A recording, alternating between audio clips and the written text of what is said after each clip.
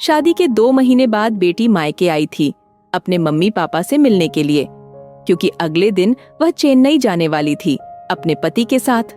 उसका पति उसे लेने आया था।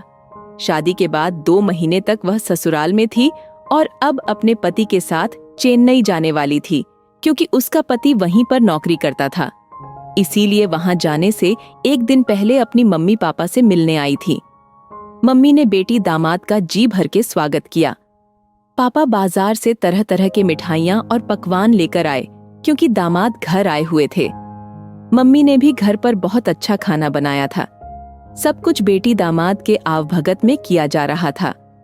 मम्मी ने अलग से बेटी को कटोरी में कटहल की सब्जी दी, जो कि ढेर सारा लहसुन प्याज डालकर बनाया गया था।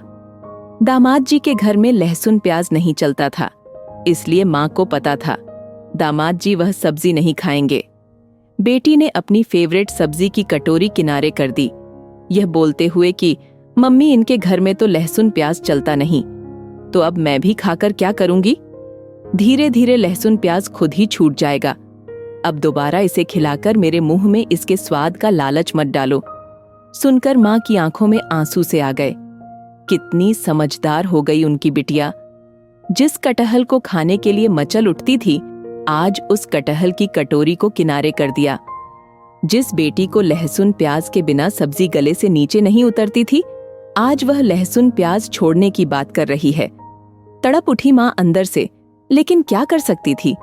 समाज की यही रीत है, लड़कियों को हर माहौल के साथ सामंजस्य बिठाना ही पड़ता है।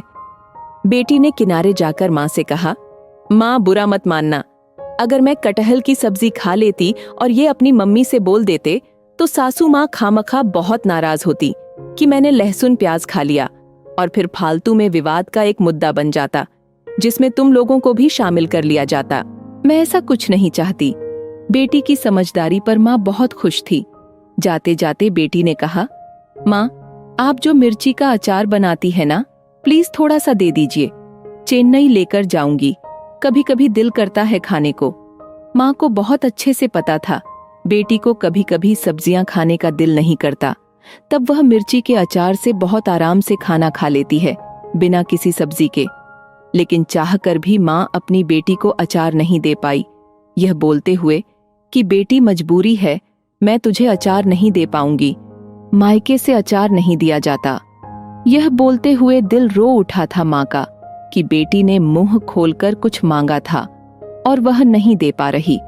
लेकिन माँ ने अपने दिल को मजबूत करते हुए कहा था, तू परेशान क्यों होती है, तू चेन्नई पहुंच, मैं तुझे फोन पर बिल्कुल अच्छे से उसकी रेसिपी बता दूंगी, तू बना लेना, बहुत अच्छी बनेगी। बेटी भी माँ की मजबूरी समझ गई थी और माँ से बोली, हाँ माँ आप बता देना, मैं बना लूंगी। उधर दामाद जी हल्ला कर रहे थे, जल्दी चलो लेट हो रहा है।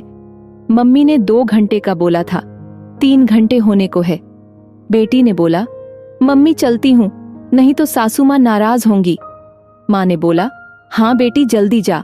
और उधर दामाद जी मजाक मजाक में बोल रहे थे, औरतों को तो बस रोने का बहाना चाहिए होता है कि कब मौका मिले और कब अपने आंसू बहाए, क्योंकि वह एक पुरुष थे और एक औरत के दिल का दर्द वह कभी नहीं समझ सकते थे, जिसे अपना पूरा अस्तित्व जड़ समेत उखाड़कर एक जगह से दूसरे जगह स्थापित करना होता है।